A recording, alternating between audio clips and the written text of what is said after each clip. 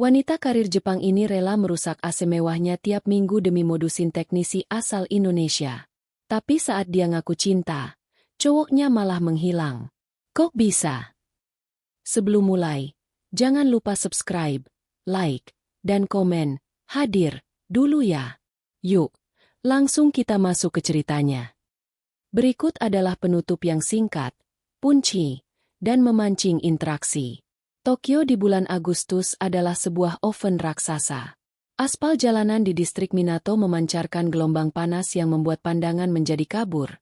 Seolah-olah realitas itu sendiri sedang meleleh. Mayumi melangkah keluar dari taksi.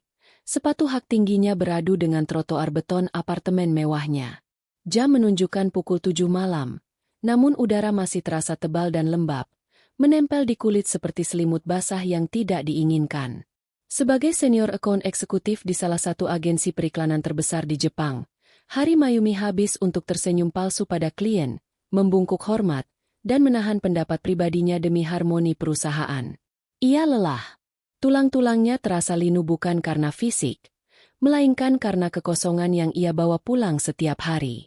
Apartemennya berada di lantai 25.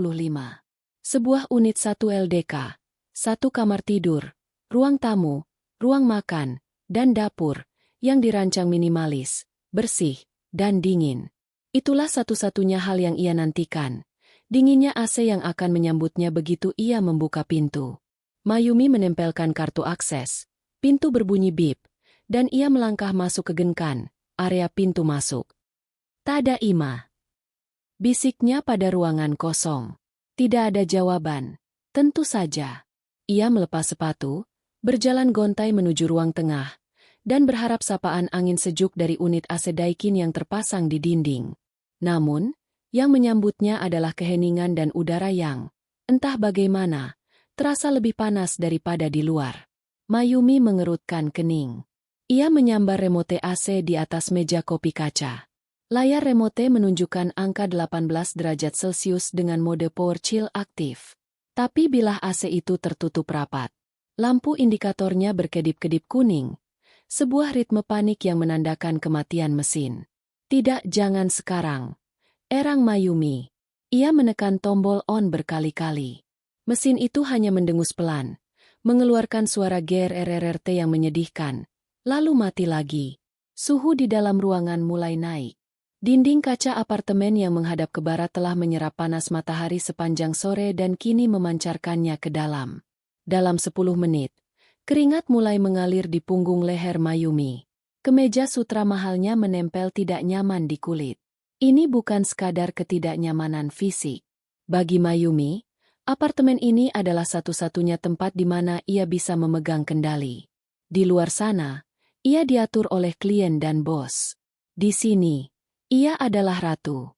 Dan sekarang, benteng pertahanannya runtuh hanya karena sebuah mesin pendingin udara. Dengan frustrasi yang memuncak, ia meraih ponselnya. Ia mencari nomor layanan darurat servis AC yang tertera di stiker unit indoor. Pikirannya kacau. Ia membayangkan harus tidur dalam genangan keringat malam ini. Halo, layanan servis elektronik Nishi Tokyo. Ada yang bisa dibantu? Suara operator terdengar datar. AC saya mati. Lampu kuning berkedip. Saya butuh teknisi sekarang, kata Mayumi. Nadanya tajam, sisa-sisa otoritasnya di kantor terbawa ke rumah. Maaf, Nona, ini puncak musim panas. Antrean sangat panjang. Paling cepat besok siang. Saya bayar 2 kali lipat untuk layanan darurat malam ini. Saya tidak peduli biayanya, potong Mayumi. Ia tidak sedang memamerkan kekayaan. Ia sedang putus asa. Ia tidak bisa tidur dalam panas. Insomnia akan membuatnya kacau saat presentasi besok pagi. Hening sejenak di ujung telepon. Operator itu terdengar mengetik sesuatu. Baiklah, kebetulan ada satu tim yang baru selesai di area Roppongi. Mereka bisa sampai di sana dalam 30 menit. Biaya tambahan berlaku. Kirim mereka, kata Mayumi, lalu menutup telepon. Ia melempar tubuhnya ke sofa, mengibaskan majalah fashion ke wajahnya. Ia membayangkan teknis yang akan datang, mungkin pria paruh baya yang bau rokok, kasar, dan akan memandang rendah apartemen seorang wanita lajang, atau anak muda Jepang berambut pirang yang bekerja asal-asalan. Mayumi benci membiarkan orang asing masuk ke ruang pribadinya. Tapi malam ini, ia tidak punya pilihan. Tepat 25 menit kemudian, interkom berbunyi. Mayumi melihat ke layar monitor. Seorang pria berdiri di lobi bawah, mengenakan topi bisbol biru dan seragam teknisi abu-abu. Wajahnya tertutup sebagian oleh topi, tapi ia terlihat membawa kotak peralatan besar. Mayumi menekan tombol buka kunci. Saat bel pintu apartemennya berbunyi, Mayumi sudah mengganti pakaian kerjanya dengan loungewear yang sopan namun nyaman. Ia membuka pintu dengan wajah datar, siap untuk memberikan instruksi singkat dan kembali ke laptopnya. Namun, saat pintu terbuka, ia tertegun sejenak. Pria di depannya bukan pria tua bau rokok, bukan pula pemuda berandalan. Pria itu cukup tinggi, dengan kulit sawo matang yang terlihat eksotis di bawah lampu koridor yang putih steril. Ia memiliki mata yang gelap dan tajam, namun alisnya yang tebal memberikan kesan ramah. "Selamat malam, Sumimasen, permisi mengganggu malam-malam," ucap pria itu. Suaranya bariton, jernih, dan bertenaga. Bahasa Jepangnya fasih, namun ada sedikit aksen melodi yang asing, bukan aksen daerah Jepang, tapi sesuatu yang lebih hangat. Pria itu membungkuk dalam-dalam, sudut 45 derajat yang sempurna, lebih sopan daripada kebanyakan rekan kerja Mayumi. "Silakan masuk," kata Mayumi kaku. "Mundur selangkah." Pria itu melangkah masuk ke genkan. Hal pertama yang ia lakukan bukan langsung menerobos, melainkan berlutut.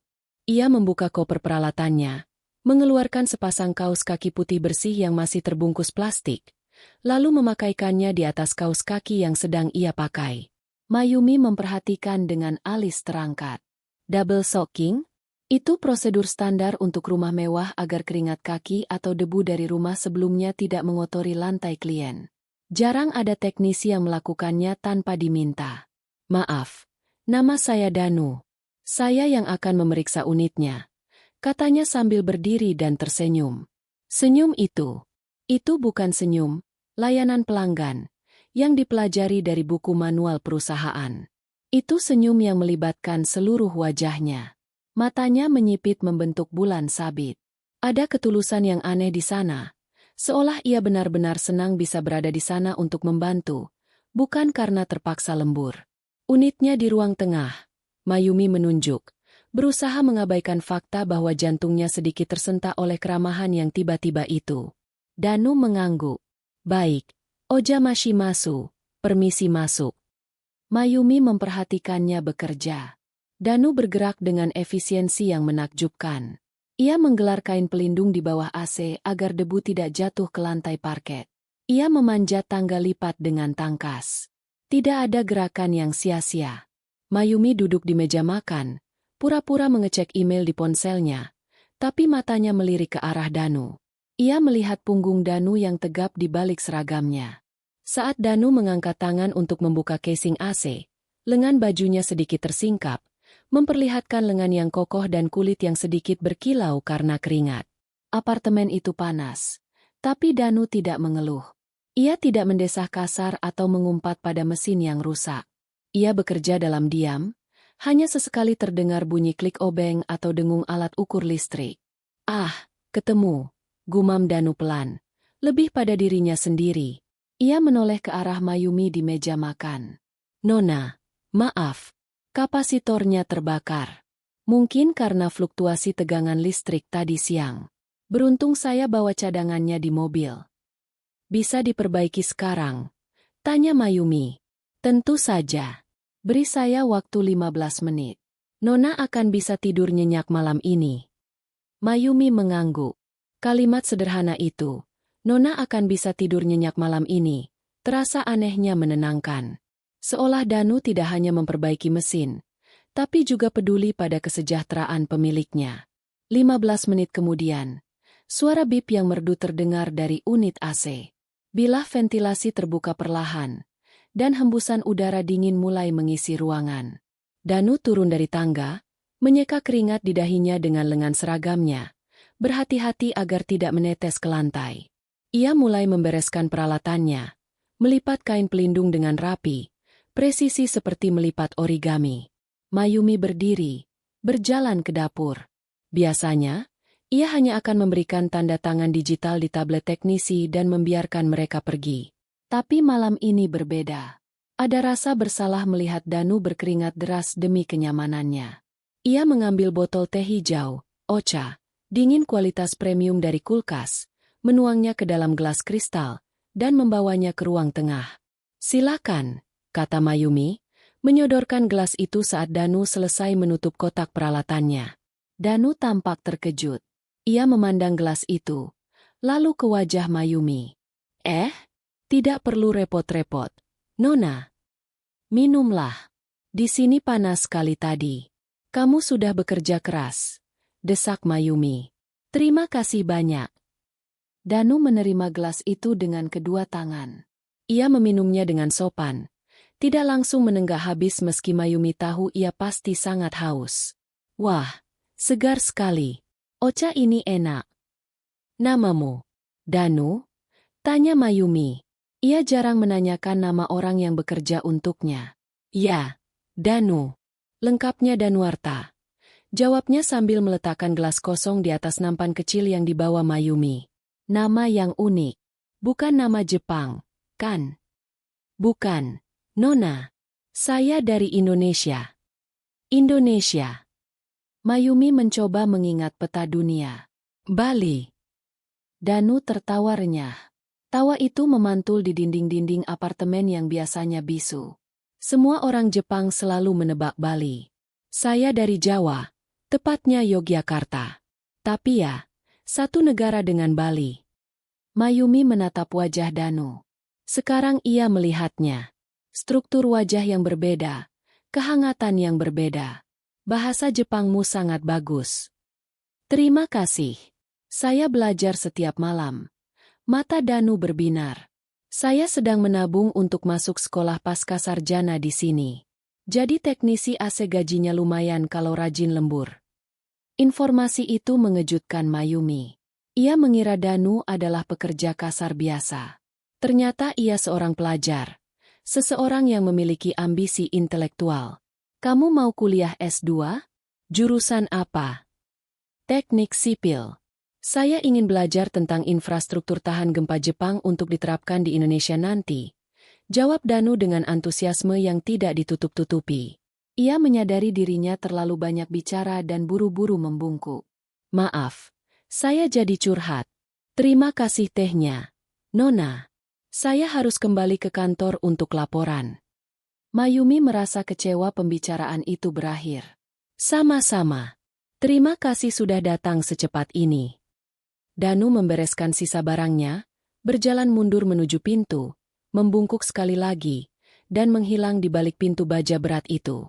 Setelah Danu pergi, Mayumi berdiri di tengah ruangan. AC sudah menyala normal. Suhu ruangan turun dengan cepat ke angka 22 derajat yang nyaman.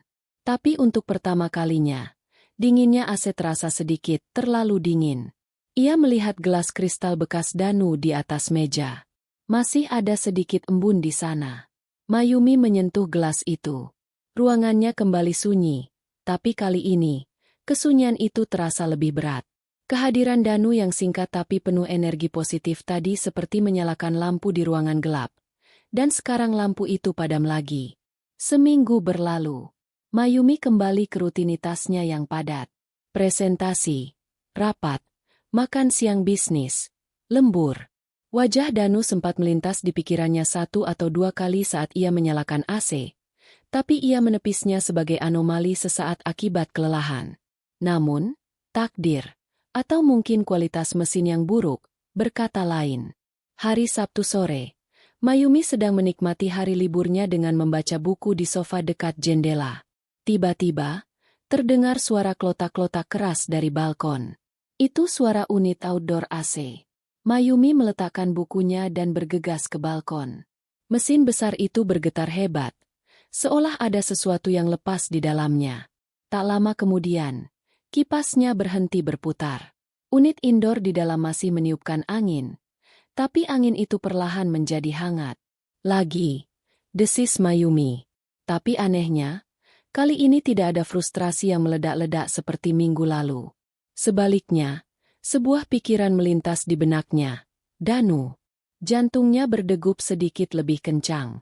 Ia segera mengambil ponselnya. Bukan, ia tidak menelepon nomor darurat umum. Ia mencari kartu nama digital yang dikirimkan ke emailnya setelah servis minggu lalu. Ia menelepon kantor pusat. Halo, saya Mayumi dari Roppongi Hills. Unit saya bermasalah lagi, katanya, berusaha terdengar kesal namun profesional. Mohon maaf atas ketidaknyamanannya, Nona Mayumi. Kami akan segera mengirim teknisi untuk garansi perbaikan. Tunggu, sela Mayumi cepat. Teknisi yang minggu lalu. Danu-san. Dia paham kondisi unit saya. Bisakah dia yang datang? Saya tidak mau menjelaskan kronologinya dari awal ke orang baru. Alasan yang masuk akal, pikir Mayumi. Sangat logis dan efisien.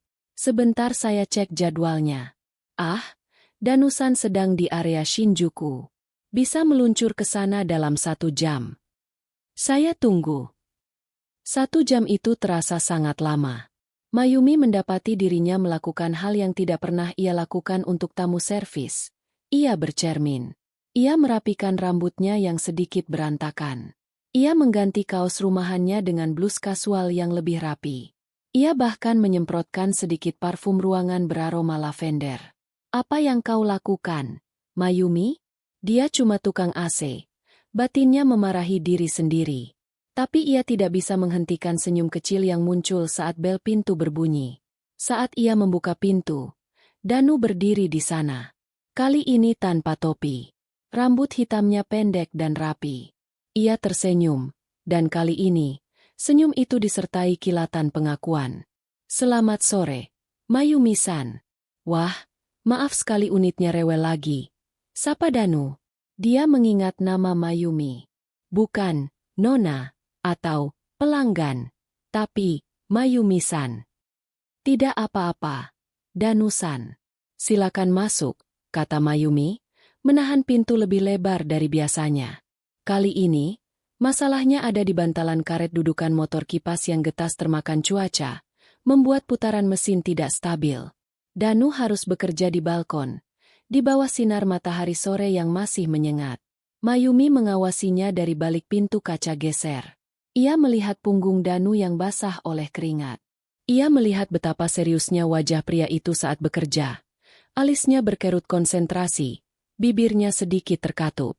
Ada aura maskulin yang kuat dari kerja keras fisik yang jujur itu. Sesuatu yang sangat kontras dengan pria-pria berjas licin dan bermulut manis di kantor Mayumi. Pria-pria di kantornya bekerja dengan kata-kata dan manipulasi. Danu bekerja dengan tangannya, memperbaiki apa yang rusak. Ada kejujuran dalam pekerjaannya yang membuat Mayumi terpesona. Perbaikan memakan waktu hampir 1 jam. Saat Danu selesai, matahari sudah mulai terbenam, menyisakan semburat oranye di langit Tokyo. Danu masuk kembali ke dalam. Wajahnya merah padam karena panas, tapi senyumnya tidak luntur. Sudah beres, Mayumi-san. Saya sudah mengganti karet dudukannya dengan yang heavy duty. Harusnya tidak akan berisik lagi sampai 5 tahun ke depan. Lapor Danu dengan bangga. 5 tahunnya. Gumam Mayumi. Ada rasa kecewa yang menusuk dadanya. Jika AC ini tidak rusak selama 5 tahun, itu artinya ia tidak punya alasan untuk memanggil Danu lagi. Hubungan profesional ini berakhir di sini. Mayumi menyodorkan minuman lagi. Kali ini sebotol minuman isotonik dingin. Terima kasih, Danu-san. Sama-sama. Danu meminumnya, lalu menyeka bibirnya. Ia mengeluarkan tablet kerjanya. Boleh minta tanda tangan digitalnya di sini? Mayumi menandatangani layar tablet itu dengan jari telunjuknya. Ujung jarinya tidak sengaja bersentuhan dengan tangan Danu yang memegang tablet. Kulit Danu kasar dan hangat. Mayumi menarik tangannya seolah tersengat listrik statis. Tapi Danu tidak bereaksi berlebihan, hanya tersenyum sopan. Baik, semuanya selesai. Jika ada masalah lagi, semoga tidak ada, silakan hubungi kantor kami, kata Danu sambil membungkuk pamit. Ia berjalan ke Genkan, Memakai kembali sepatu kerjanya yang agak kusam tapi bersih. Danu-san.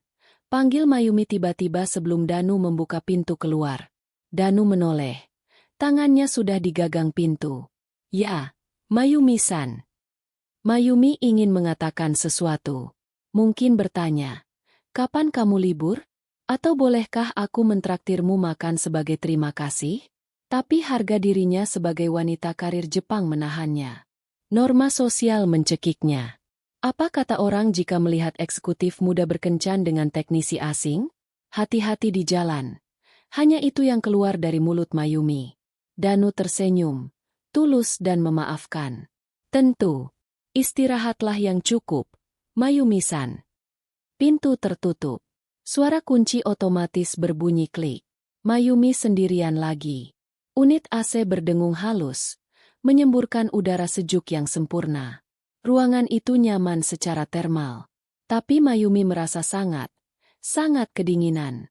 Ia berjalan ke sofa dan memeluk bantal. Ia menatap remote AC di meja. Benda plastik putih itu kini tampak seperti musuh. Karena AC itu sudah sembuh, penghubungnya dengan Danu telah putus. Kesunyian apartemen itu terasa mencekik. Dulu, Mayumi menyukai ketenangan ini. Sekarang, ketenangan ini terasa seperti isolasi. Ia merindukan suara klik obeng Danu, suara tawa renyahnya yang membahas Yogyakarta, dan kehangatan manusiawi yang ia bawa.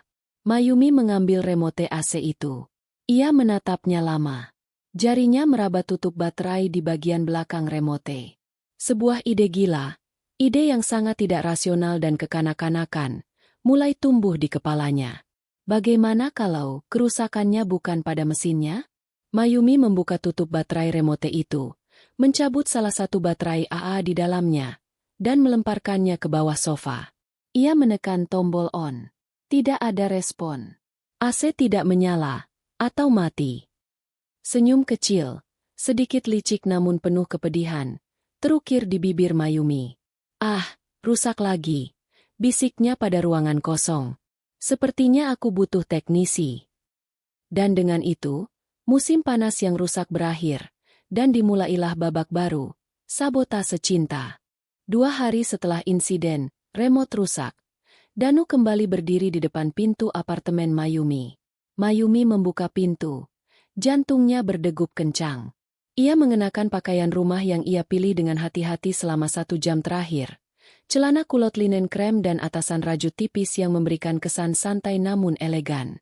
Tidak ada riasan tebal. Hanya pelembab bibir tipis agar terlihat natural.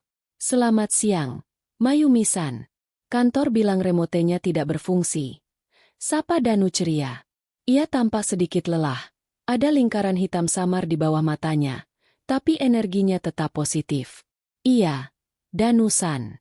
Tiba-tiba mati total. Aku sudah menekan semua tombol, tapi layarnya kosong. Mayumi berbohong. Rasa bersalah menusuk perutnya. Tapi rasa ingin melihat wajah pemuda itu jauh lebih kuat. Danu mengangguk. Langsung masuk dan melakukan prosedur standar. Double shocking. Ia mengambil remote putih itu dari meja kopi. Tidak ada tanda kehidupan, gumam Danu. Ia membalik remote itu. Ibu jarinya menekan slot penutup baterai dan menggesernya terbuka. Hening. Danu menatap kompartemen baterai itu. Lalu menatap Mayumi. Lalu kembali ke remote. Mayumi-san. Panggil Danu pelan. Ya.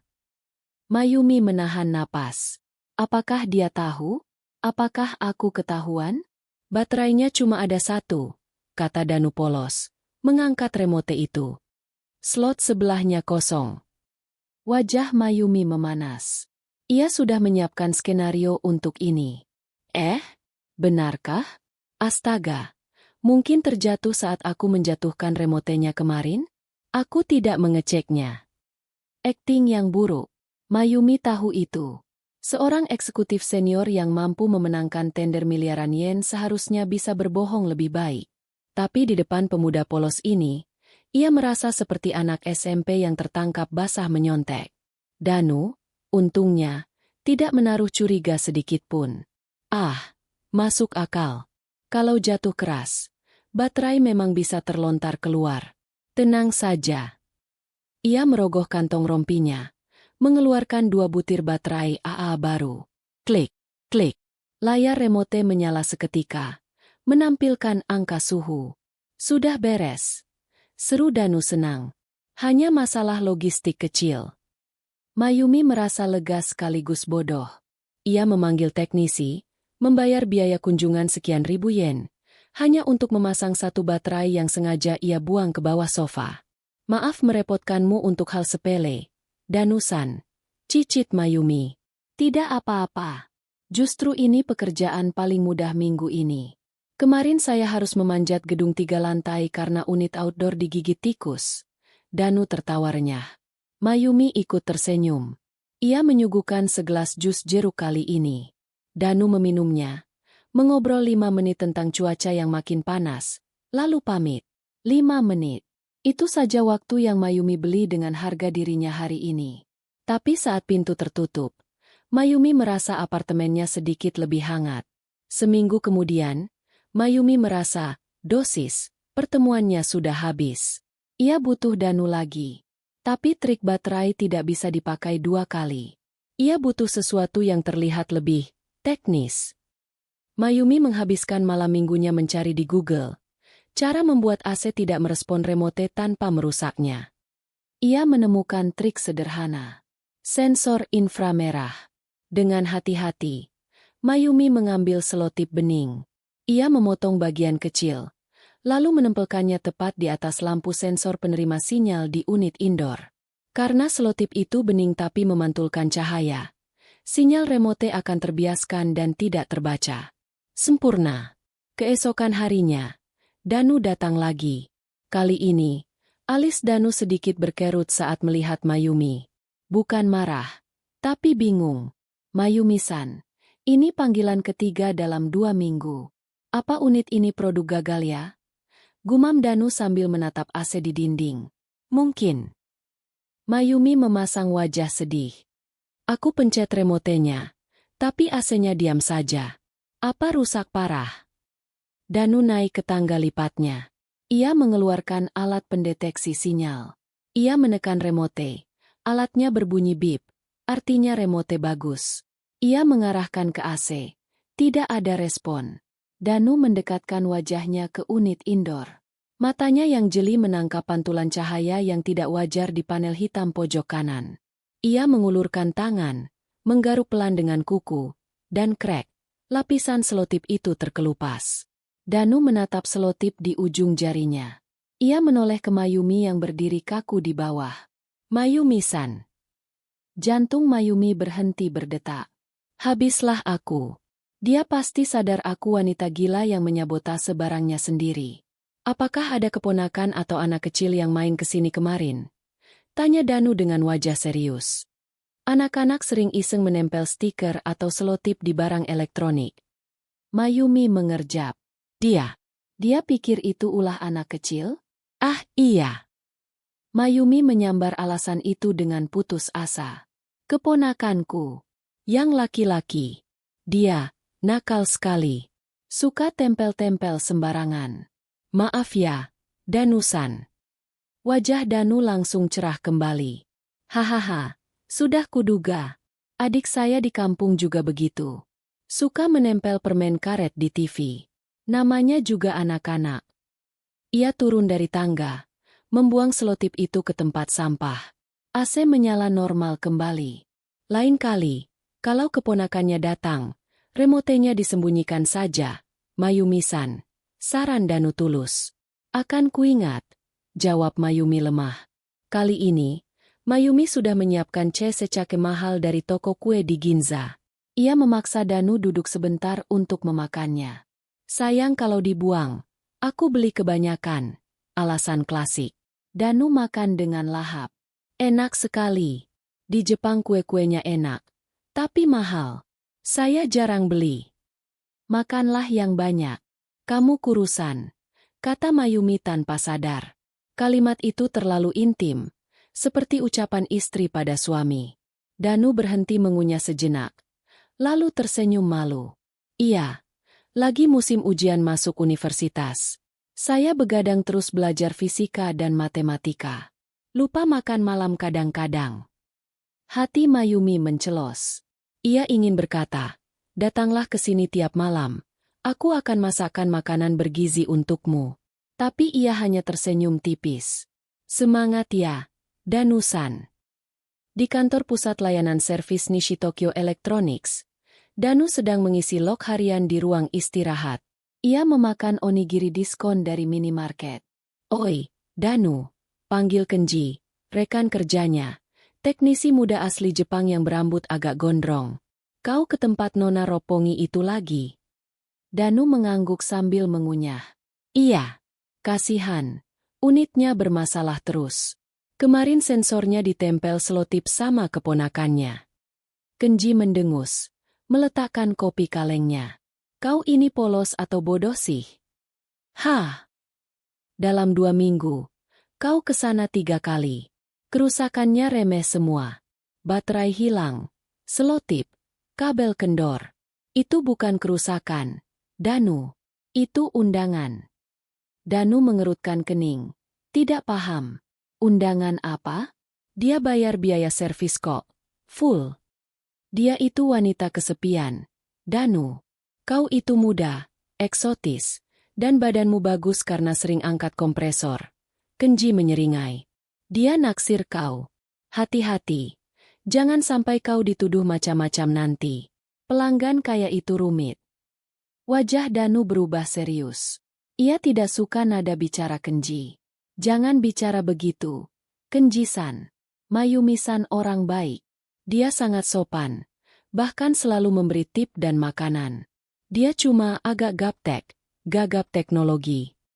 Mungkin dia tipe orang yang panik kalau ada masalah kecil. Terserah kaulah. Kenji mengangkat bahu. Kalau sampai kau dipaksa, servis, yang lain. Jangan bilang aku tidak memperingatkan. Danu menggelengkan kepala.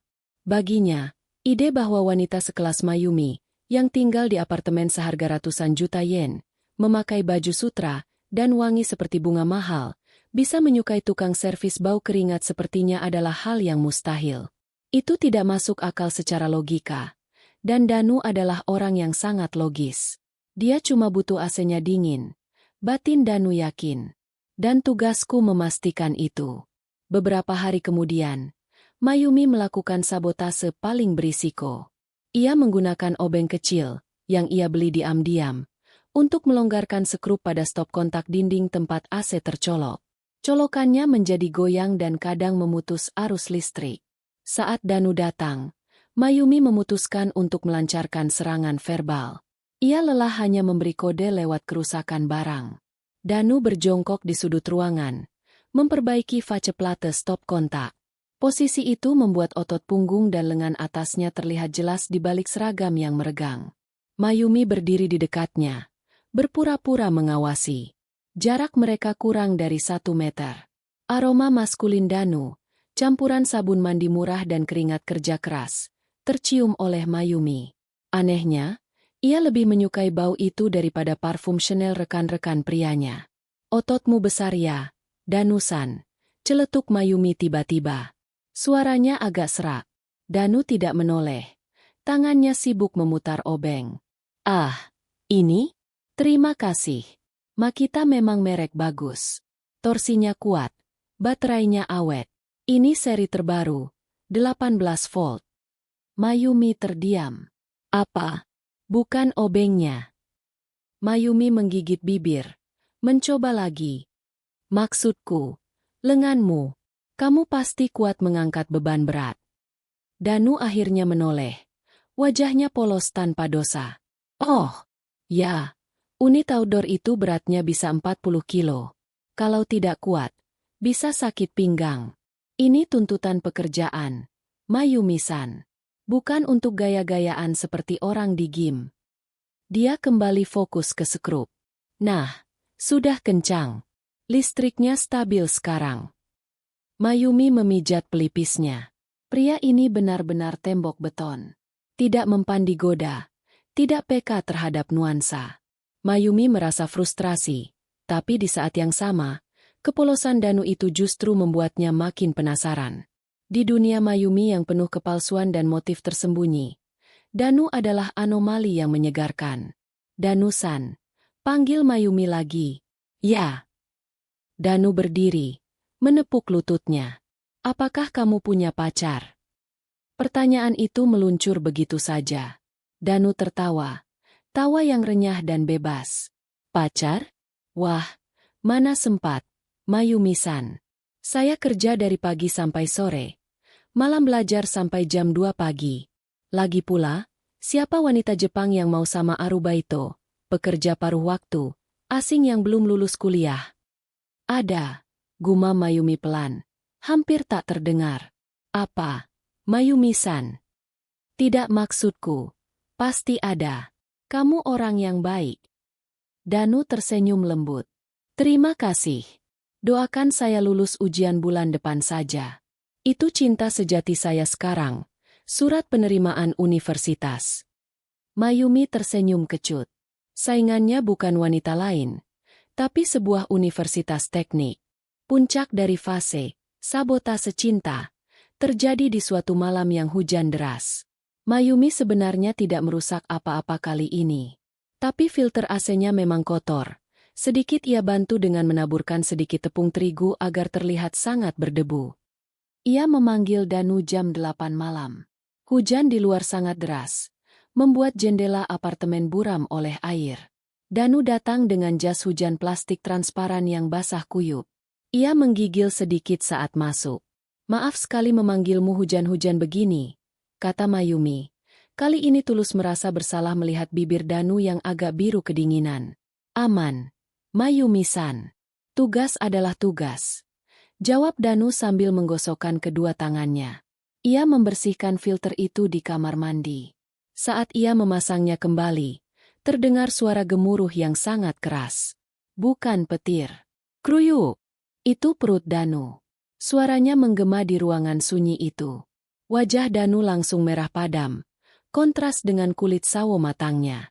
Maaf, itu tidak sopan. Mayumi menahan tawa. Lalu rasa iba muncul. Kamu belum makan malam? Belum sempat. Tadi banyak panggilan darurat karena badai.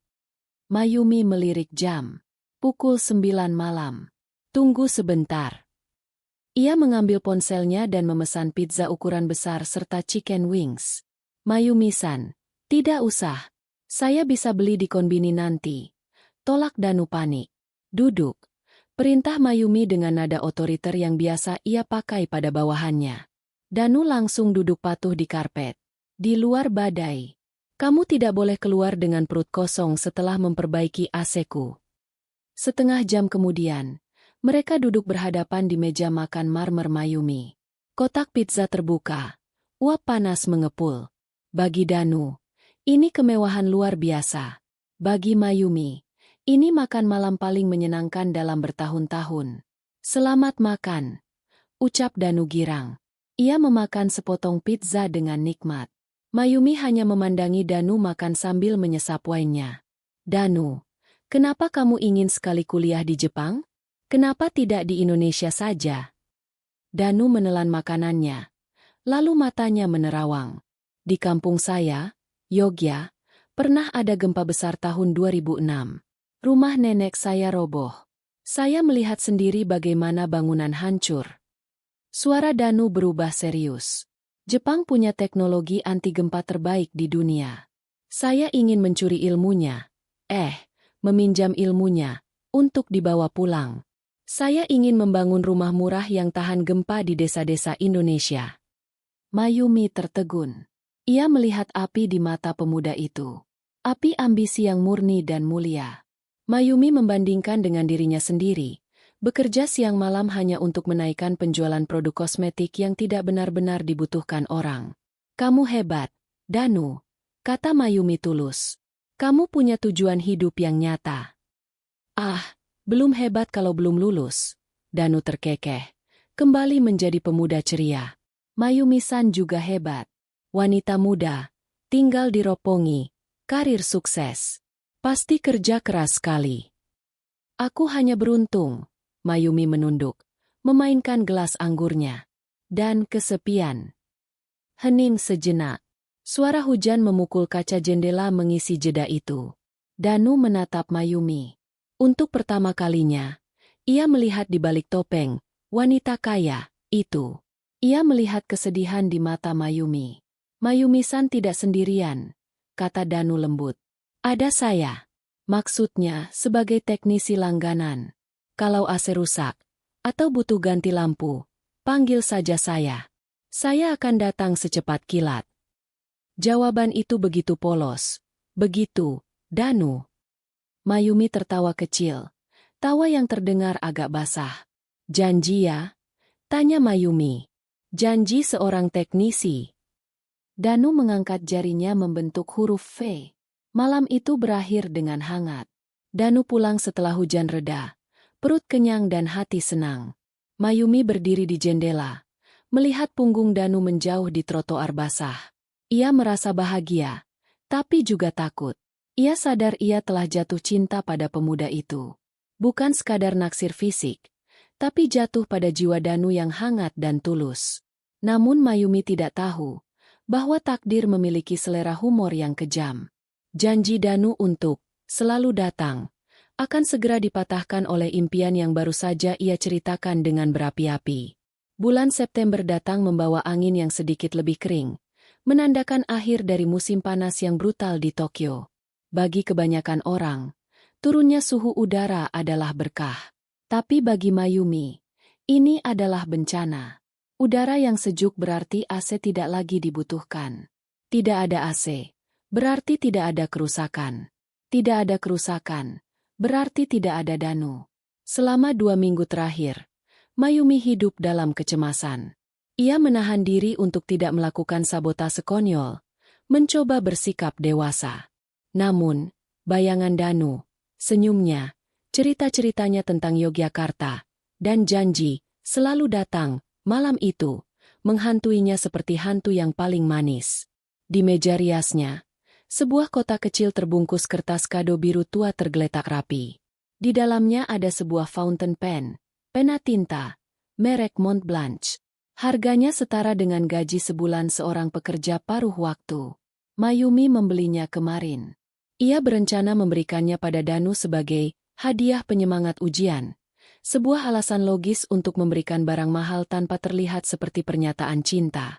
Tapi bagaimana cara memberikannya jika Danu tidak datang? Mayumi menatap unit AC di dinding. Benda itu beroperasi dengan sempurna, senyap dan dingin, berkat perbaikan Danu yang teliti sebelumnya. Ironis, keahlian Danu justru menjadi penghalang pertemuan mereka. Maafkan aku, Daikin-san, bisik Mayumi pada mesin itu. Ia mengambil botol semprotan air tanaman. Rencananya kali ini sedikit berisiko. Ia tidak akan merusak komponen listrik. Itu berbahaya. Ia akan membasahi filter karbon aktifnya secara berlebihan hingga air menetes keluar dari celah ventilasi, menciptakan ilusi, kebocoran freon, atau kondensasi ekstrim. Mayumi memanjat kursi, menyemprotkan air cukup banyak ke area filter. Air mulai merembes, menetes tik-tik-tik ke lantai parket. Sempurna. Itu terlihat seperti keadaan darurat yang membutuhkan penanganan segera. Ia turun, merapikan rambutnya, dan memakai gaun terusan berwarna navy yang memeluk tubuhnya dengan sopan namun memikat. Ia memoleskan lipstik warna coral. Jantungnya berdebar kencang. Hari ini adalah harinya. Ia akan memberikan pena itu, mungkin mengajak Danu makan malam lagi, dan meminta ID lainnya dengan alasan untuk konsultasi teknis yang lebih cepat. Dengan tangan gemetar, ia menekan nomor layanan pelanggan. Halo, ini Mayumi dari Roppongi. AC saya bocor. Air menetes ke lantai. Tolong kirim teknisi segera. Baik, Nona Mayumi. Kami akan kirimkan orang secepatnya. Tolong pastikan Danusan yang datang ya.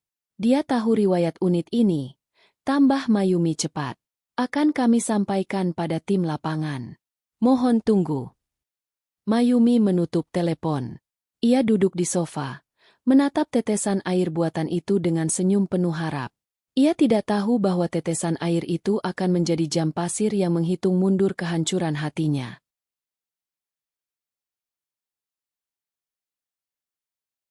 1 jam kemudian, interkom berbunyi. Mayumi melompat dari sofa. Ia menyambar kotak kado biru itu dan menyelipkannya di saku gaunnya yang dalam.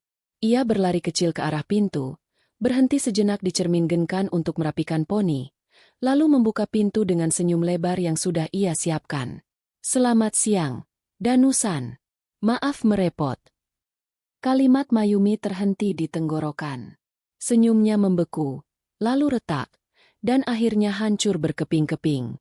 Di depannya bukan pemuda tinggi berkulit sawo matang dengan senyum matahari. Yang berdiri di sana adalah seorang pria Jepang tua, mungkin berusia akhir 50-an. Tubuhnya pendek dan gempal. Wajahnya kusam dengan kerutan dalam di dahi. Ia tidak tersenyum.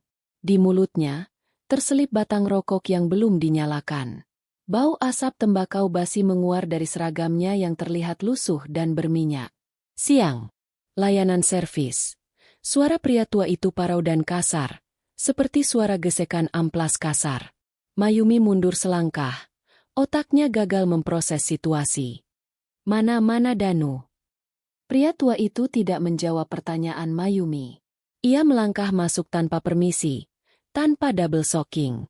Sepatu kerjanya yang berdebu menginjak lantai Genkan marmer Mayumi yang bersih. Nama saya Tanaka. Danu tidak ada. Di mana unitnya? Tanya Tanaka ketus. Tunggu sebentar. Mayumi memblokir jalan. Rasa panik mulai merayap naik. Saya minta Danu.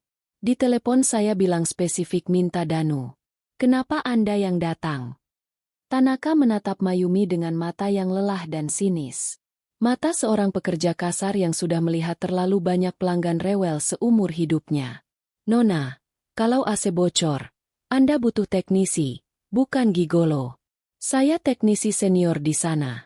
Minggir, atau saya pulang dan Anda urus sendiri banjirnya. Kata-kata itu menampar Mayumi. Kasar, tapi telak. Mayumi terdiam, wajahnya memucat. Ia akhirnya minggir, membiarkan Tanaka masuk. Tanaka berjalan berat ke ruang tengah. Ia melihat tetesan air di lantai. Ia mendecakkan lidah. Bunyi ceka-ceka-ceka yang penuh penghinaan. Kain pel, bentak Tanaka. Mayumi, yang biasanya memerintah puluhan staf di kantor, kini berlari ke dapur mengambil kain pel seperti pembantu yang ketakutan. Ia memberikannya pada Tanaka. Tanaka tidak menggelar kain pelindung seperti Danu.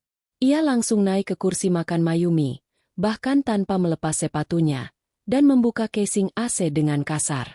Suara plastik beradu terdengar menyakitkan, seolah AC itu sedang disiksa. Mayumi berdiri di sudut ruangan, memeluk dirinya sendiri. Kotak kado di sakunya terasa berat dan tajam menusuk pinggangnya. Ia merasa seperti orang asing di rumahnya sendiri. Apartemen yang biasanya terasa hangat saat ada Danu, kini terasa dingin, kotor, dan bermusuhan di bawah kehadiran Tanaka. Ini bukan bocor, gumam Tanaka setelah membuka filter. Ia menyeka air dengan kasar. Ini basah disiram. Filternya banjir, tapi pipa drainasenya kering. Tanaka menoleh dari atas kursi, menatap Mayumi dengan tatapan menuduh. Nona, Anda main air di sini.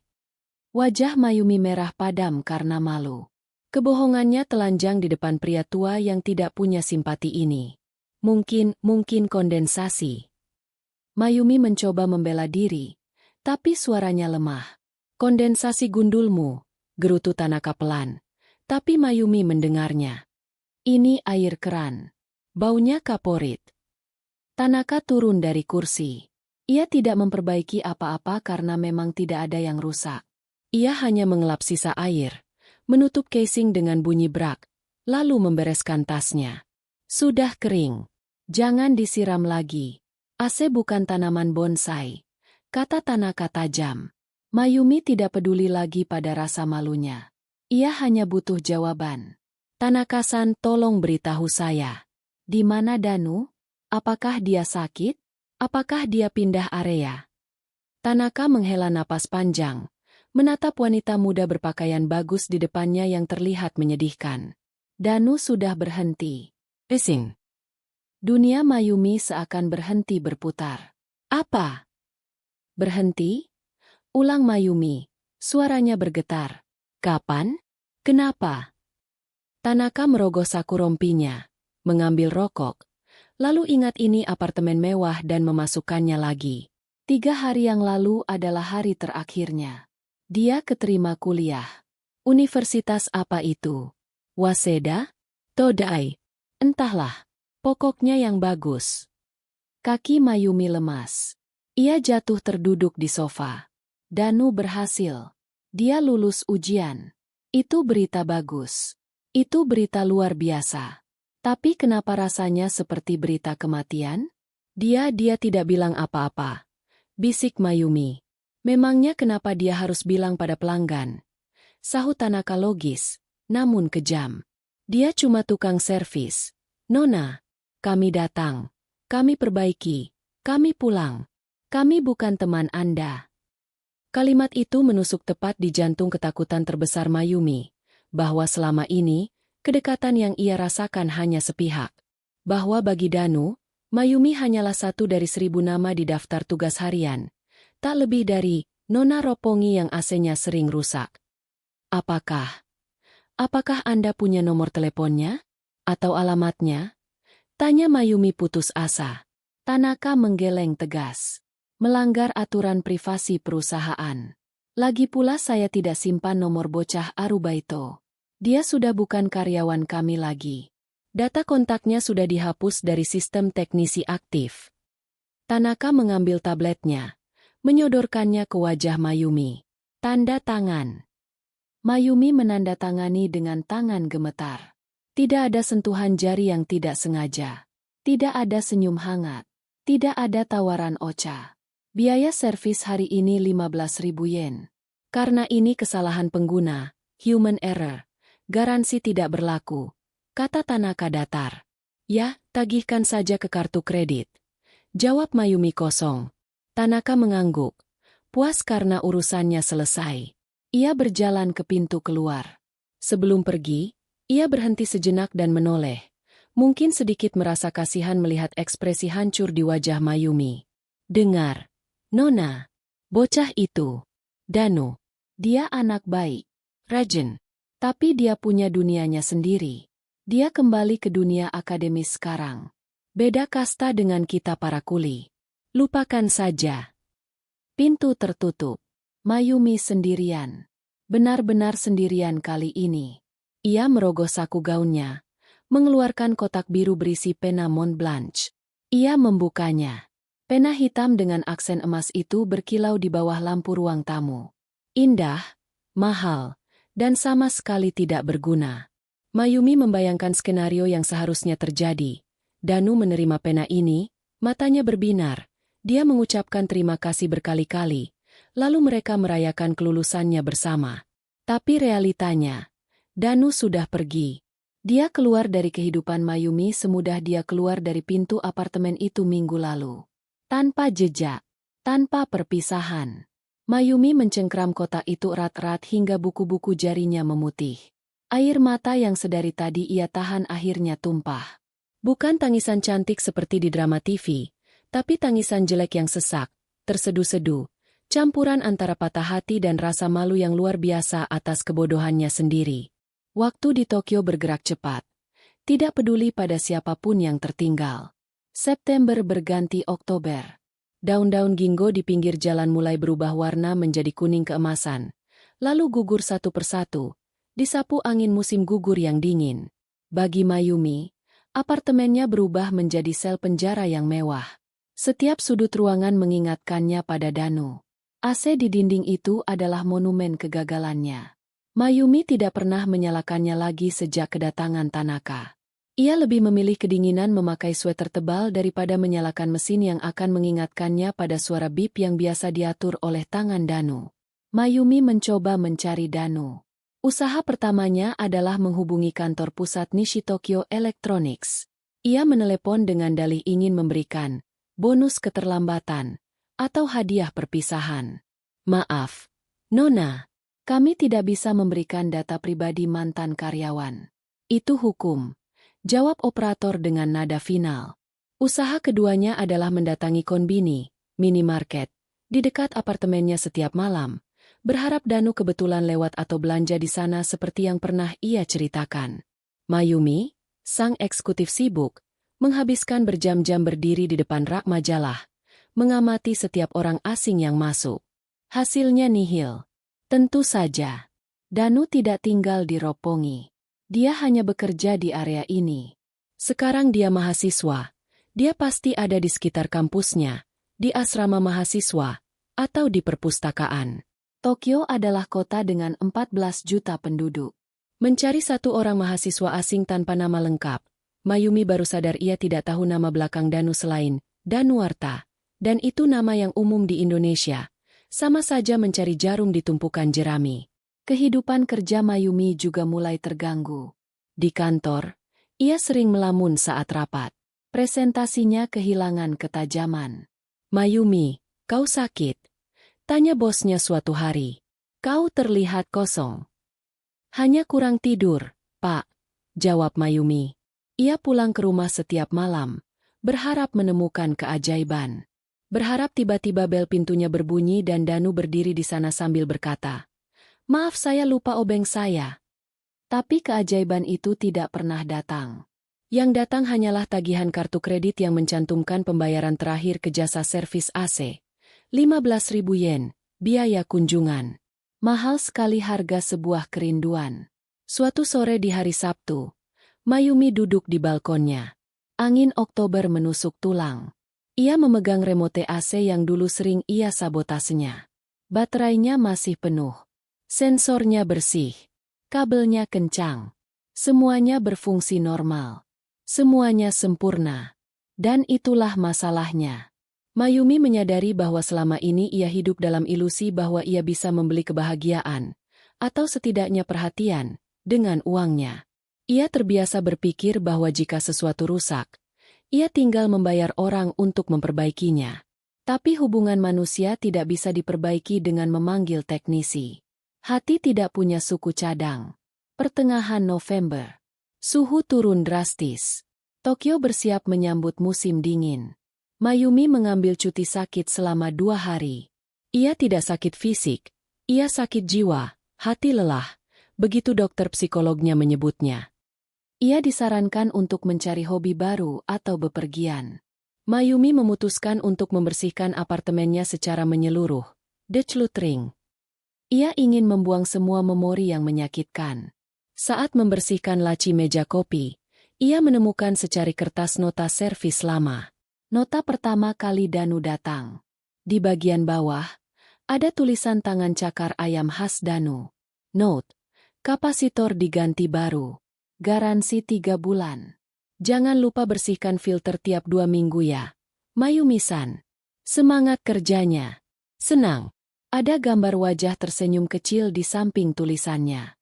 Mayumi menatap tulisan itu. Dadanya sesak. Ia merosot duduk di lantai, memegang kertas kumal itu seperti harta karun. Ia menyadari betapa pengecutnya dia. Selama 2 bulan Danu bolak-balik ke apartemennya. Mayumi punya 1000 kesempatan untuk berkata jujur. Dia bisa saja berkata, "Danu, aku tidak butuh servis AC. Aku ingin ngobrol denganmu." Dia bisa saja berkata, "Boleh aku minta nomor HP-mu?" Dia bisa saja berkata, "Aku menyukaimu." Tapi dia tidak melakukannya. Dia bersembunyi di balik status sosialnya, di balik gengsinya sebagai wanita karir, dan di balik permainan sabotase kekanak-kanakan. Ia memperlakukan Danu seperti objek yang bisa ia panggil kapan saja dengan menekan tombol. Lupa bahwa Danu adalah manusia yang punya mimpi dan jalannya sendiri. "Aku bodoh. Aku benar-benar bodoh." Isak Mayumi di ruang tengah yang sunyi. Ia memutar kembali ingatan makan malam pizza itu. Saat Danu bercerita tentang gempa, tentang mimpinya membangun rumah tahan gempa. Saat itu mata Danu bersinar terang sekali. Mayumi sadar, itulah saat ia benar-benar jatuh cinta. Bukan pada fisiknya, tapi pada jiwanya. Danu bukan sekadar tukang AC. Dia adalah seorang pemimpi yang berjuang keras di negeri orang. Dan Mayumi, dengan segala kemewahannya, merasa kerdil di hadapan semangat hidup Danu. "Aku merindukanmu, Danu." bisiknya pada kertas nota itu. Tiba-tiba, sebuah ingatan melintas di benaknya. Potongan puzzle yang hilang. Malam itu, saat makan pizza, Danu menyebutkan nama kampusnya. Mayumi saat itu setengah mendengarkan karena terlalu asyik menatap wajah Danu. Tapi nama itu pernah terucap. Kampusnya tua dan bangunannya bagus. Di daerah Shinjuku. Ada menara jamnya. Universitas Waseda. Mayumi menegakkan punggungnya. Ia menyeka air matanya. Harapan, sekecil apapun, kembali menyala. Dia tidak punya nomor teleponnya. Dia tidak punya alamatnya. Tapi dia tahu di mana Danu mengejar mimpinya. Mayumi berdiri, berjalan ke cermin. Ia melihat pantulan dirinya. Mata sembab, rambut berantakan. Cukup menangisnya, Mayumi, katanya pada bayangan di cermin. Kau adalah account eksekutif terbaik di perusahaanmu. Kau biasa mengejar klien yang sulit sampai dapat. Kenapa kau menyerah mengejar pria yang kau cintai? Ia mengambil kotak fountain pen Montblanc itu dari laci. Aku tidak akan menunggu AC rusak lagi, tekadnya. Kali ini, aku yang akan datang padanya. Di luar, angin musim gugur bertiup kencang, merontokkan daun-daun terakhir. Tapi di dalam hati Mayumi, musim dingin mulai mencair. Ia memiliki rencana. Rencana yang nekat, mungkin memalukan, dan pasti melelahkan. Tapi ia tidak peduli. Ia akan menemukan ACG-nya, walau harus menyisir seluruh kampus Waseda sekalipun. Awal Desember di Tokyo. Angin musim dingin yang kering mulai bertiup, membawa hawa dingin yang menembus mantel tebal sekalipun. Langit berwarna abu-abu pucat, seolah menahan napas sebelum salju pertama turun. Mayumi berdiri di depan gerbang utama Universitas Waseda. Ia mengenakan trench coat wool berwarna krem, syal cashmere melilit lehernya, dan sepatu bot kulit hak tinggi. Ia terlihat mencolok. Di sekelilingnya, ribuan mahasiswa berlalu lalang dengan jaket puffer, ransel besar, dan wajah-wajah lelah pasca kuliah pagi. Mayumi terlihat seperti model majalah fashion yang tersesat di dunia akademis. Ia merasa kerdil. Di kantornya di Roppongi, Mayumi adalah raksasa. Ia memberi perintah, orang menuruti. Tapi di sini, di tengah lautan intelektual muda ini, ia hanyalah orang asing yang mencari jarum di tumpukan jerami. Bodoh, rutuknya pada diri sendiri. Apa yang kau harapkan? Dia berdiri di gerbang sambil memegang papan nama. Mayumi tidak punya rencana konkret. Ia hanya tahu Danu kuliah di sini. Ia tidak tahu fakultas apa, hanya ingat dia menyebut teknik sipil atau arsitektur, tidak tahu jadwal kuliahnya, dan tidak tahu di gedung mana dia berada. Kampus Waseda itu luas, terbagi menjadi beberapa area. Mayumi mulai berjalan menuju area Fakultas Sains dan Teknik, Nishi Waseda Campus. Berdasarkan hasil riset Google-nya semalam, jaraknya lumayan jauh dari gerbang utama. Kakinya yang terbiasa duduk di kantor mulai terasa pegal setelah berjalan 20 menit. Ia sampai di kantin mahasiswa. Suasananya riuh. Bau kari instan dan ramen memenuhi udara. Mayumi berdiri di pojok. Matanya memindai setiap wajah yang lewat. Ada ratusan mahasiswa asing di sini. Tiongkok, Vietnam, Eropa, India. Tapi tidak ada wajah Danu. 1 jam berlalu. 2 jam. 3 jam. Mayumi pindah ke area perpustakaan. Ia menunggu di bangku taman yang dingin di luarnya, berharap Danu keluar. Ia menggigil, merapatkan mantelnya. Permisi, Nona. Mayumi tersentak, menoleh cepat dengan harapan meletup di dada. Danu. Ternyata seorang satpam kampus. Anda menunggu siapa? Kampus akan segera ditutup untuk umum, kecuali mahasiswa. Ah, maaf. Saya menunggu teman. Jawab Mayumi gugup. Sebaiknya menunggu di dalam lobi atau di kafe seberang jalan. Di sini dingin sekali. Saran satpam itu ramah sebelum berlalu. Mayumi menghela napas panjang. Uap putih keluar dari mulutnya. Ia melihat jam tangan chartiernya. Pukul 5 sore. Matahari sudah terbenam. Lampu-lampu jalan mulai menyala. Ia gagal. Tentu saja ia gagal. Hidup bukan film romantis di mana kau bisa bertemu seseorang secara kebetulan di kota sebesar ini hanya dengan modal nekat.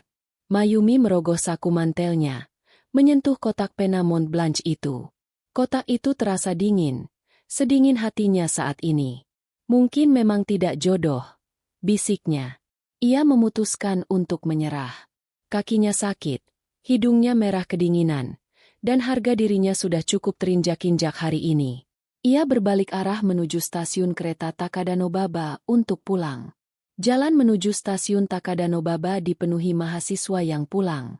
Suara tawa, obrolan tentang ujian, dan rencana minum-minum, nomikai, memenuhi udara malam. Mayumi berjalan gontai di pinggir trotoar, menghindari kerumunan. Ia merasa sangat tua dan sangat sepi di tengah energi muda ini. Saat ia menunggu lampu merah di persimpangan Jalan Waseda Dori, pandangannya kosong menatap ke seberang jalan. Di sana ada sebuah toko buku bekas kecil yang lampunya remang-remang.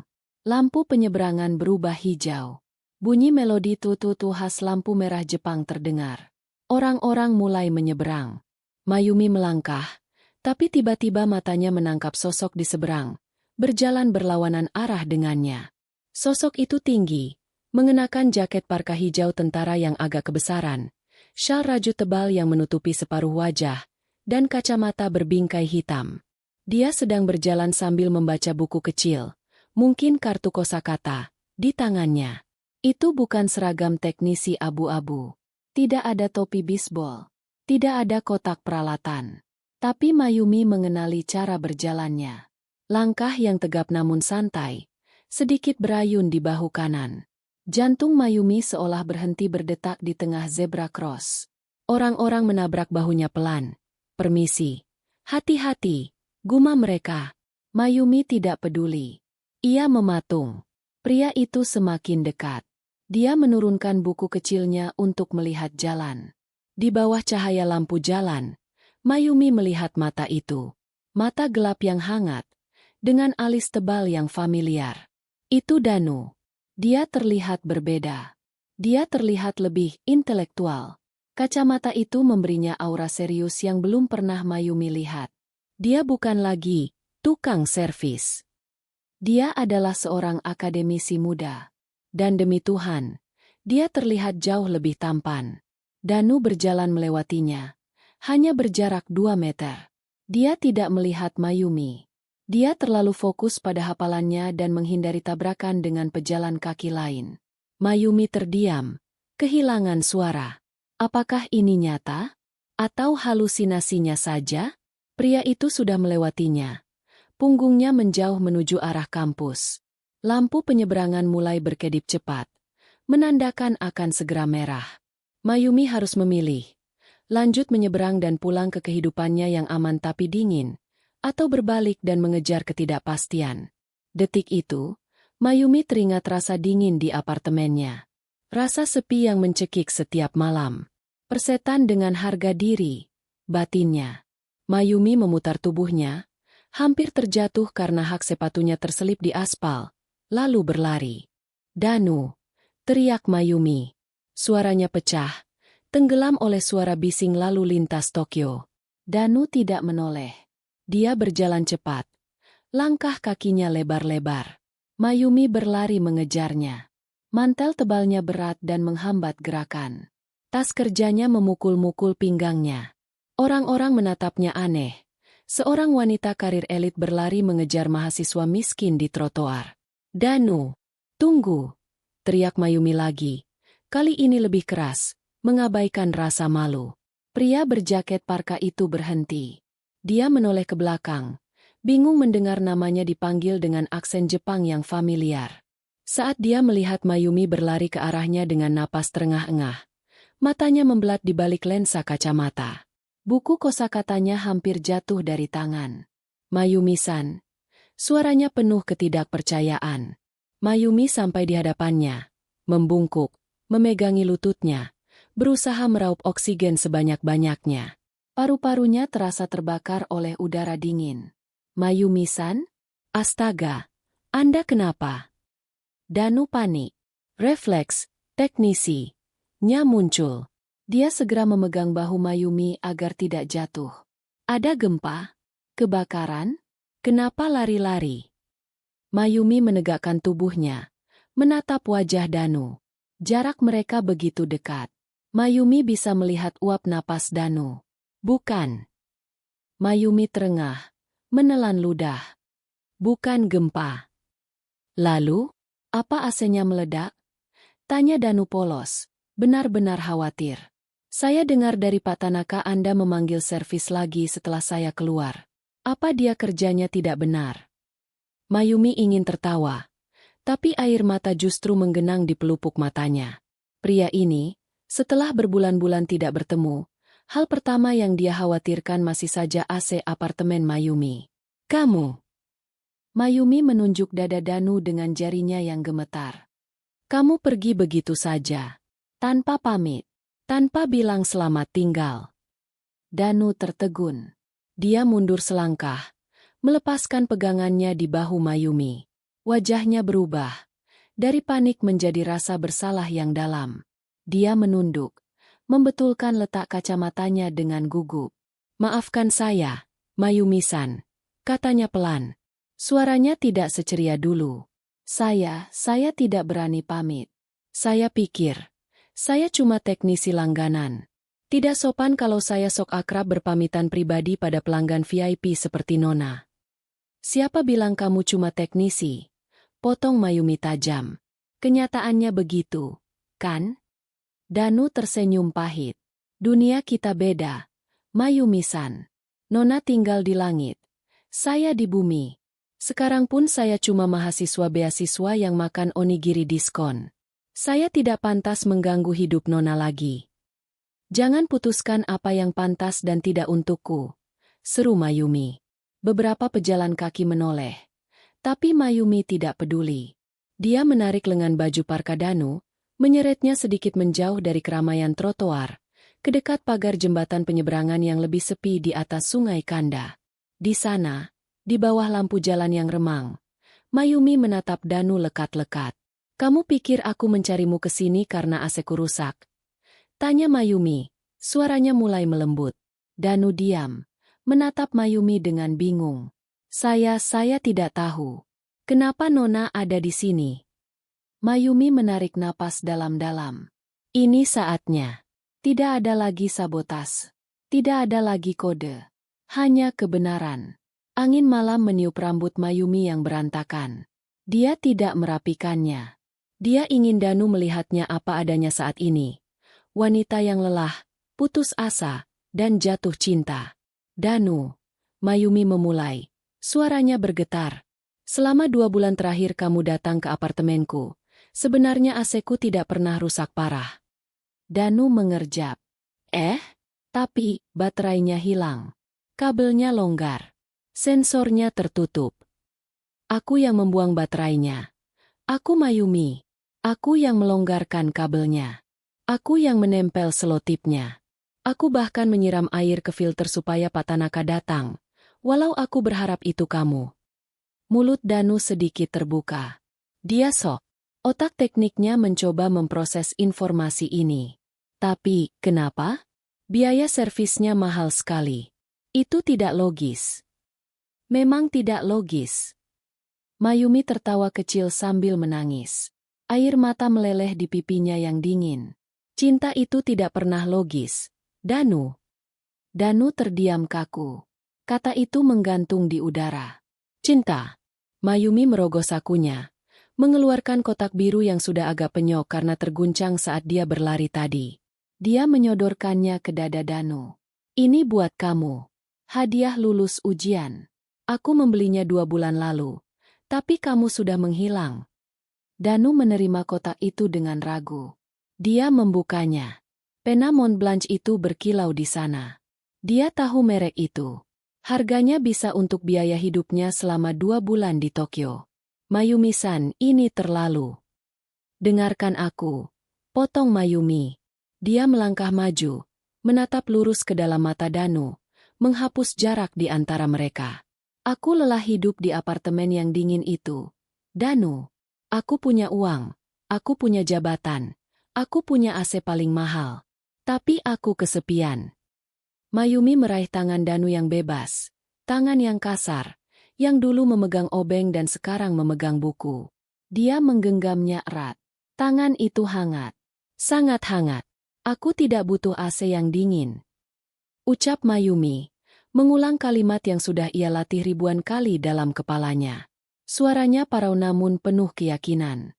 Aku butuh kamu yang membuat hatiku hangat. Dunia seakan hening sejenak. Hanya suara aliran sungai Kanda dan deru kereta di kejauhan yang terdengar. Danu menatap Mayumi. Tatapannya berubah. Rasa minder dan keraguan yang selama ini membentengi dirinya perlahan runtuh. Dia melihat wanita di depannya bukan sebagai Nona Mayumi si eksekutif, tapi sebagai seorang perempuan yang rela berlari mengejarnya di tengah dinginnya Tokyo hanya untuk mengatakan hal ini. Perlahan, senyum Danu merekah. Senyum yang sama yang membuat Mayumi jatuh hati pada hari pertama. Tapi kali ini, ada kelembutan yang berbeda di sana. Nona, Mayumi, koreksi Danu pelan. Kamu tahu kan, kalau pacaran sama saya, tidak bisa makan di restoran mewah tiap minggu? Saya harus belajar, dan saya miskin. Mayumi tertawa di sela isak tangisnya. Aku bisa beli makananku sendiri. Aku bisa membelikanmu makanan. Aku tidak peduli soal itu. Danu tertawa pelan. Dia menutup kotak pena itu, memasukkannya ke saku, lalu dengan keberanian yang entah datang dari mana, dia mengangkat tangannya dan menghapus air mata di pipi Mayumi dengan ibu jarinya yang kasar. Sebenarnya, Danu berbisik, wajahnya memerah. Waktu makan pizza itu, saya hampir bilang kalau saya suka kamu. Tapi saya takut ditertawakan. Dasar bodoh, isak Mayumi. Iya, saya memang bodoh. Untung kamu pintar dan mencariku. Jawab Danu. Tanpa ragu lagi, Danu menarik Mayumi ke dalam pelukannya. Jaket parkanya kasar, baunya sedikit apek buku tua. Tapi bagi Mayumi, itu adalah tempat ternyaman di dunia. Pelukan Danu hangat, kokoh, dan nyata. Jauh lebih baik daripada teater tercanggih sekalipun. Di jembatan penyeberangan Takadanobaba, di bawah langit malam Tokyo, dua orang dari dunia yang berbeda akhirnya menemukan frekuensi yang sama. Tidak ada remote control yang dibutuhkan. Hanya detak jantung yang beradu. Apartemen Mayumi diropongi bermandikan cahaya matahari pagi. Jendela balkon terbuka lebar, membiarkan angin musim semi yang segar masuk, membawa aroma bunga sakura yang sedang mekar. Di meja makan marmer, buku-buku tebal tentang mekanika tanah dan struktur baja berserakan. Laptop tua dengan stiker, Waseda University, menyala, menampilkan grafik rumit. Danu duduk di sana, mengenakan kaos oblong santai dan celana pendek, kacamata bertengger di hidungnya, alisnya berkerut serius menatap layar. Mayumi berjalan keluar dari dapur membawa nampan. Aroma kopi Arabica, yang diseduh manual oleh Danu tadi pagi, dan roti panggang memenuhi ruangan. Istirahat dulu, Pak Insinyur, kata Mayumi lembut, meletakkan nampan di samping tumpukan buku. Danu menoleh. Wajah seriusnya langsung berubah cerah. Ia melepas kacamatanya. Makasih, sayang. Wah, sandwich buatanmu makin rapi. Tentu saja. Gurunya kan kamu. Mayumi tersenyum, mengecup pipi Danu sekilas sebelum duduk di sebelahnya. Kehidupan mereka telah berubah menjadi rutinitas baru yang nyaman. Danu menghabiskan akhir pekan di apartemen Mayumi, belajar sambil menemani Mayumi. Mayumi belajar memasak masakan Indonesia. Nasi gorengnya sudah lumayan, meski rendangnya masih sering gosong. Mayumi melirik ke dinding. Unit AC Daikin itu masih di sana.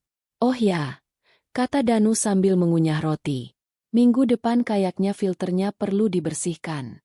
Sudah 2 minggu. Mayumi tertawa kecil. Siap, bos. Nanti aku ambilkan tangganya. Jangan, biar aku saja. Kamu pegangi tangga saja, kata Danu protektif. Oh, ngomong-ngomong, remotenya mana? Mayumi menunjuk ke meja kopi. Remote AC itu tergeletak di sana, bersih, utuh, dengan 2 baterai di dalamnya, dan tanpa selotip di sensornya. Mayumi mengambil remote itu. Ia menekannya. Bip. AC menyala pelan, membantu sirkulasi udara. Dulu, remote ini adalah alat manipulasi. Alat untuk memanggil cinta. Sekarang, remote ini hanyalah benda plastik biasa. Mayumi tidak perlu lagi merusak apapun. Dia tidak perlu menyembunyikan baterai untuk melihat Danu. Danu ada di sini. Engkau duduk di meja makannya, memakai pena Montblanc pemberiannya untuk mencatat rumus konstruksi tahan gempa. Kenapa senyum-senyum? Tanya Danu curiga. Tidak apa-apa, jawab Mayumi. Ia menyandarkan kepalanya di bahu Danu. Hanya berpikir, ternyata AC-nya memang tidak perlu diperbaiki. Loh, kenapa? Karena yang rusak bukan AC-nya. Mayumi menatap mata Danu penuh kasih. Yang rusak itu pemiliknya. Dan sekarang dia sudah diservis total. Danu tertawa terbahak-bahak. Suaranya memenuhi apartemen itu dengan kegembiraan. Garansi seumur hidup ya, Nona. Deal, jawab Mayumi. Angin musim semi berhembus lembut dari balkon, menyapa pasangan itu. Di luar sana Tokyo terus sibuk bergerak, tapi di dalam apartemen unit 2501, waktu berjalan dengan hangat, tenang, dan penuh cinta. Danu kembali menekuni bukunya. Tangan kirinya tanpa sadar menggenggam tangan kanan Mayumi di bawah meja. Mayumi menyesap kopinya. Merasa utuh. Dia tidak lagi butuh AC yang dingin. Dia sudah memiliki kehangatannya sendiri. Gimana? Gemes banget kan perjuangan Mayumi? Sekarang coba jawab jujur di kolom komentar. Kalau kalian naksir orang tapi gak punya kontaknya, kalian bakal A. Nekat modus ngerusak barang kayak Mayumi. B. Mundur pelan-pelan karena gengsi. Ketik tim A atau tim B di bawah. Jangan lupa share video ini ke teman kalian yang lagi bucin tapi gak peka. Sampai jumpa di cerita selanjutnya. Berikut adalah deskripsi YouTube yang teroptimasi untuk SEO, menarik, dan terstruktur dengan rapi agar mudah dibaca oleh penonton dan algoritma YouTube.